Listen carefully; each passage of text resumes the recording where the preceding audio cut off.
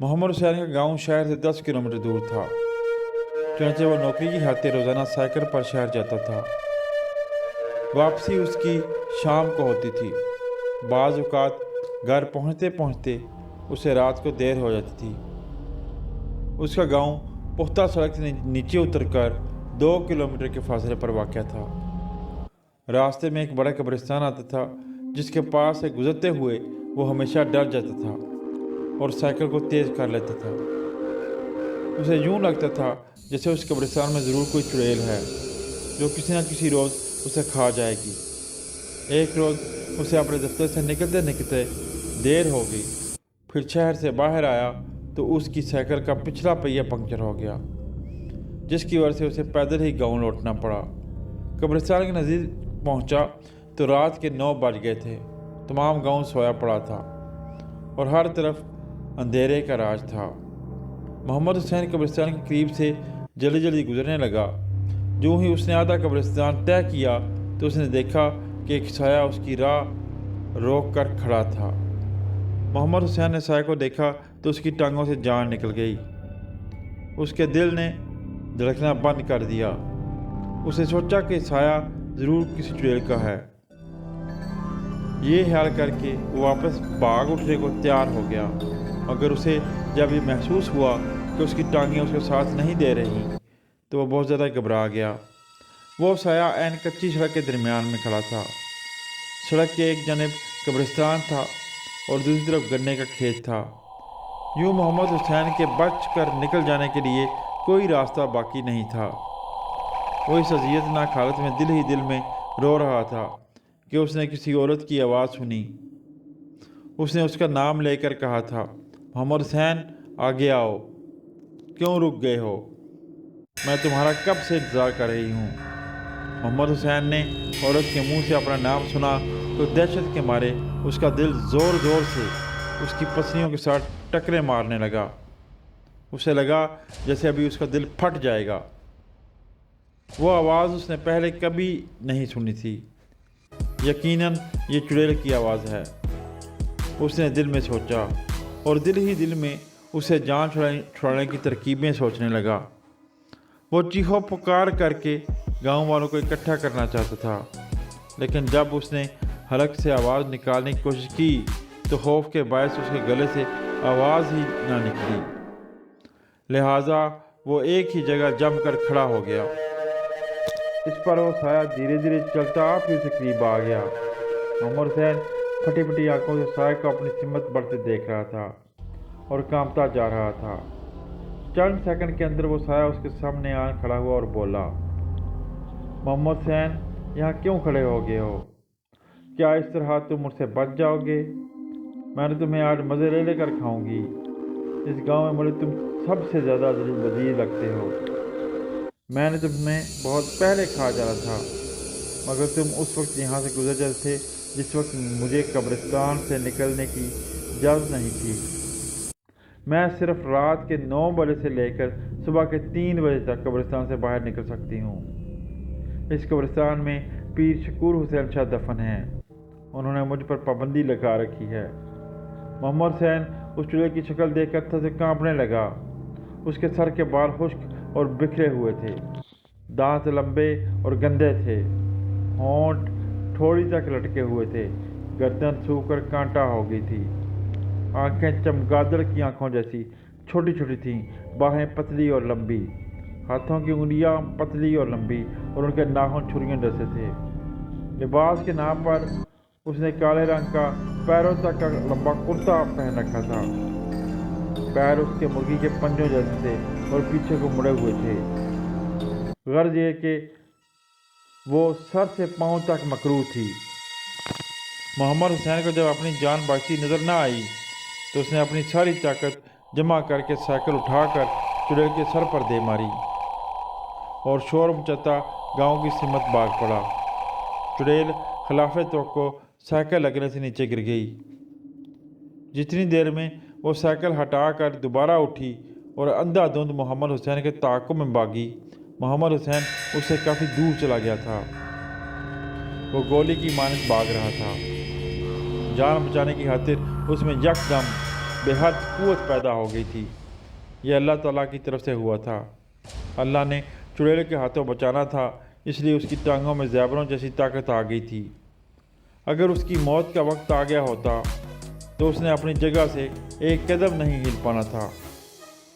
चुड़ैल भी आंधी की मानद भाग रही थी।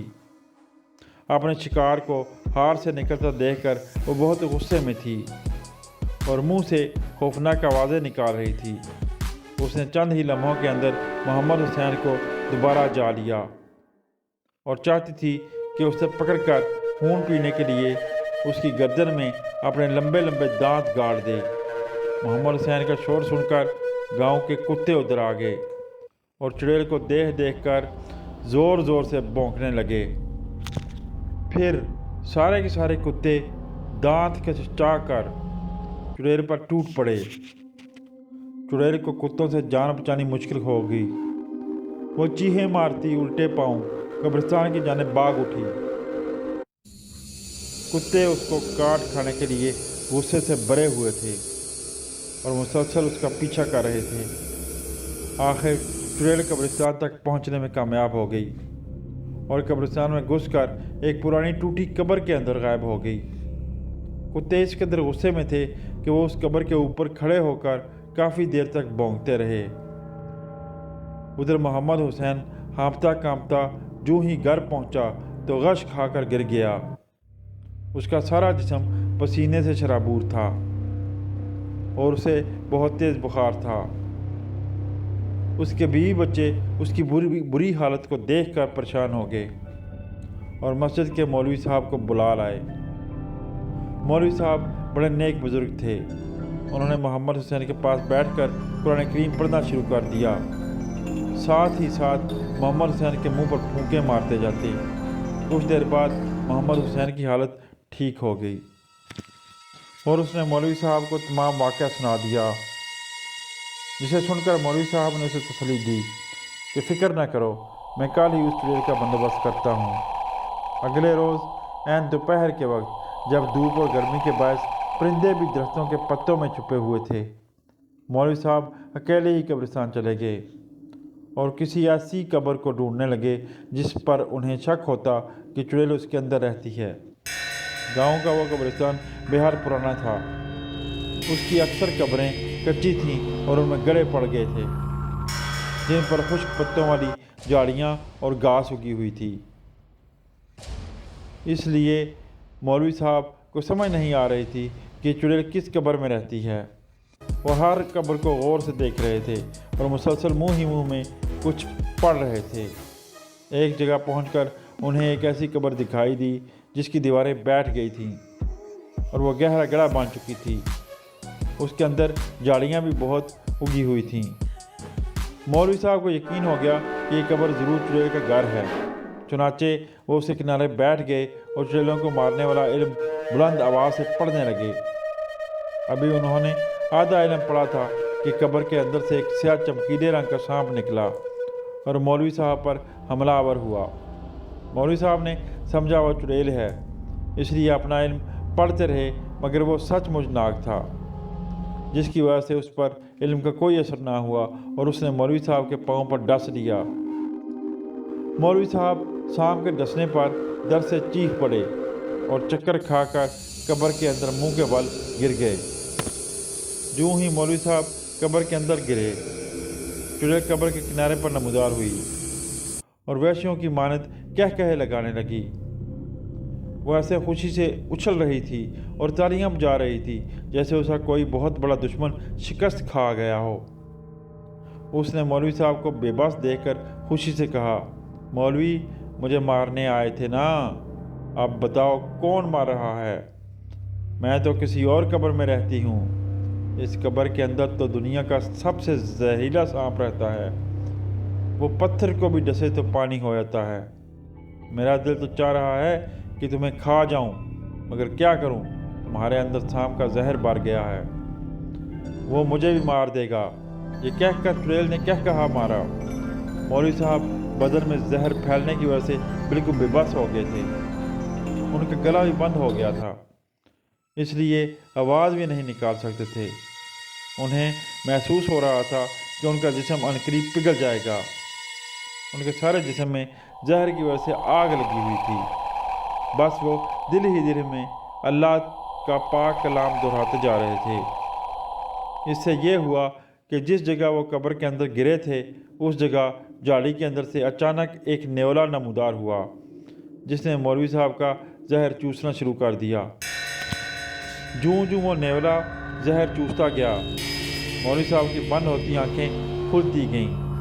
آخر نیولے نے مولوی صاحب کے جسم سے سانپ کا سارا زہر چوس کر باہر تھوک دیا اور پھر سے جھاڑیوں میں غائب ہو گیا۔ مولوی صاحب ہوش میں آتے ہی قبر سے باہر آ گئے اور چڑیل کو ڈھونڈنے لگے۔ چڑیل نیولے کو دیکھ کر پہلے ہی وہاں سے فرار ہو گئی تھی۔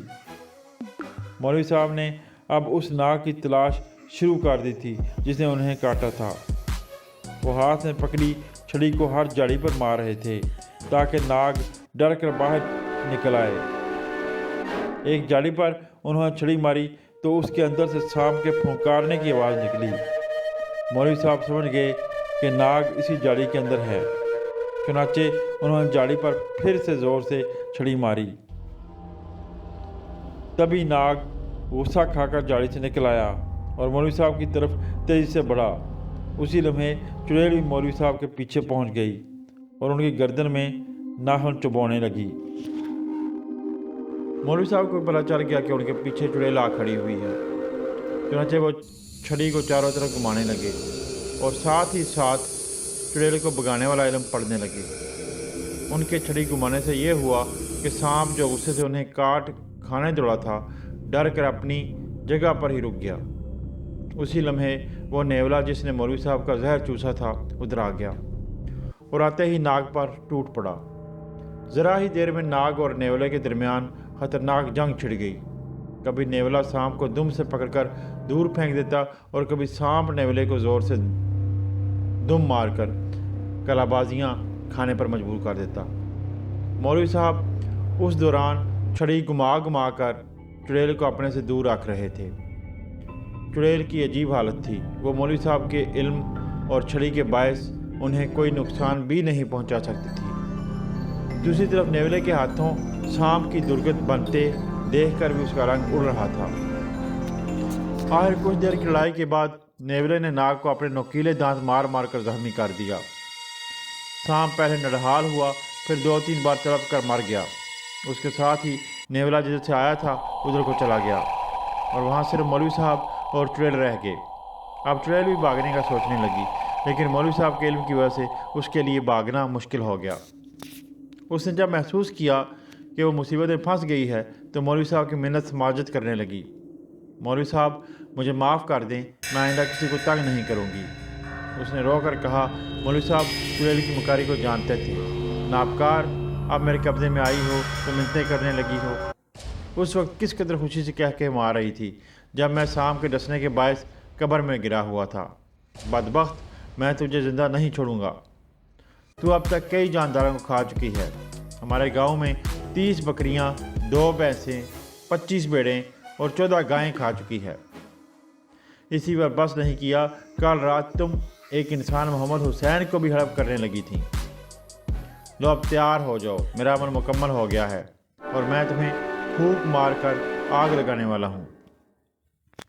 اتنا کہہ کر مولوی صاحب چاہتے تھے کہ چڑیل پر پھونک ماریں کہ چڑیل نے یکدم زوردار چیخ مار دی، جس سے مولوی صاحب حواس باختہ ہو گئے اور جس علم کو منہ میں پڑھ رہے تھے اسے پڑھنا بھول گئے، جس کا فائدہ چڑیل نے اٹھایا اور فوراً وہاں سے غائب ہو گئی۔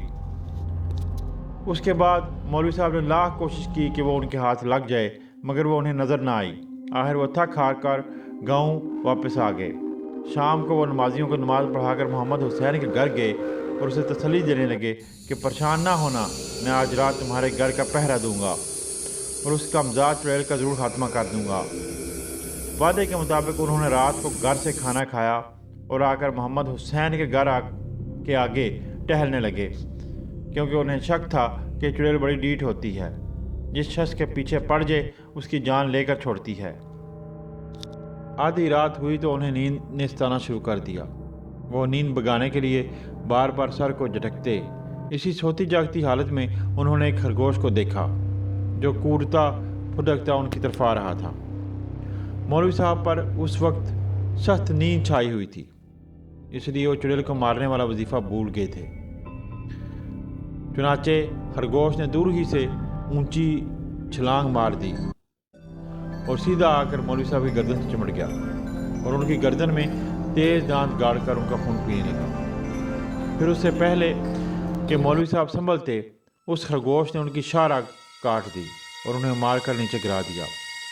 उसके साथ ही वो खरगोश चमगादड़ बन गया और उड़कर रोशनदान के रास्ते मोहम्मद हुसैन के कमरे में दाखिल हो गया। मोहम्मद हुसैन अपनी चारपाई पर गहरी नींद में डूबा हुआ था। चमगादड़ ने उसकी चारपाई के 4 चक्कर लगाए। उसके बाद फर्श पर उतरकर चुड़ैल बन गई। चुड़ैल बनकर उसने अपने पतले और लकड़ियों की मानद खुश्क बाजू मोहम्मद हुसैन की गर्दन की तरफ बढ़ाए। जूं चुड़ैल के बाजू मोहम्मद हुसैन की गर्दन की तरफ बढ़ रहे थे, त्यों उसके नाखून और उंगलियां भी लंबे हो रहे थे और उनसे खून टपक रहा था। चुड़ैल मोहम्मद हुसैन को बेसुध पड़ा देखकर खुशी से फूली नहीं समा रही थी। उसके गंदे लंबे होंठों से बदबूदार थूक बह रहा था। अगले लम्हे उसके नाखून मोहम्मद हुसैन की गर्दन से टकराए, जिनके लम्ब से मोहम्मद हुसैन जुजरी लेकर बेदार हो गया और खौफजदा आवाज़ में चीखें मारने लगा। उसकी चीखों की आवाज़ सुनकर गांव के कुत्तों ने भौंकना शुरू कर दिया। कुत्ते इतनी ऊंची आवाज़ से भौंके कि उनकी आवाज़ कब्रिस्तान तक पहुंच गई, जहां से एक पाकीज़ा रूह तेज़ी से उड़ती हुई आई और मोहम्मद हुसैन के घर में दाखिल हो गई। वो रूह पीर शकूर शाह की थी। उस रूह ने मोहम्मद हुसैन के कमरे में पहुंचकर अबाबील का रूप धार लिया और चुड़ैल को ज़ोर ज़ोर से मारने लगी। जवाब में पहले तो चुड़ैल रोने लगी, फिर गुस्सा खाकर दोबारा चमगादड़ बन गई और अबाबील के साथ बाकायदा लड़ने लगी। मोहम्मद हुसैन सहम शुक्र कर अबाबील और चमगादड़ के दरमियान होने वाली जंग को देखने लगा। दोनों के परों की आवाज़ें आ रही थीं और उनसे पूरा कमरा गूंज रहा था। ऐसे लग रहा था जैसे करीब ही हवाई जहाज़ उड़ रहे हों। चमगादड़ ने पहले तो अबाबील का खूब मुकाबला किया, लेकिन फिर उसके पर सुस्त हो गए और वो मर गई। उसके साथ ही अबाबील वहाँ से चली गई। अबाबील के जाते ही मरी हुई चमगादड़ भी मोहम्मद हुसैन की नज़रों से गायब हो गई। फिर वो कभी किसी को दिखाई न दी।